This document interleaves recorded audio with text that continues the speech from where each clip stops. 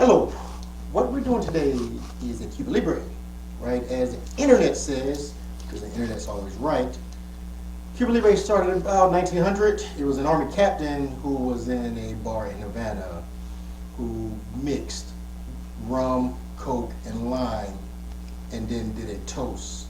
It says Por Cuba Libre, which in English means free Cuba. So anywho, what we got going on is we're going to use some Bacardi 8-year. I prefer dark rum only because when I was in Puerto Rico, we did a Bacardi tour, and part of the tour we did a mixology class.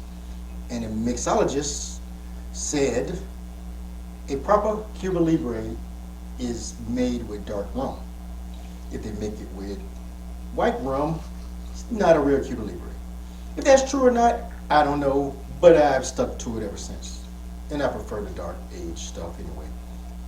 Alright, so what we're going to do is we're going to mix 2 ounces of dark rum.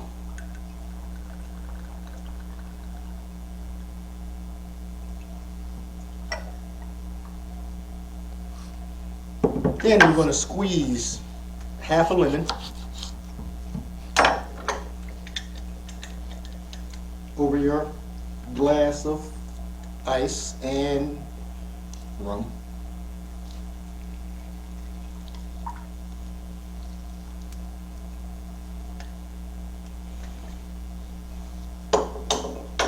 Next, we're going to top it off with a Coke. I prefer the smaller Cokes because it's the perfect size to top this off with, and you have no waste.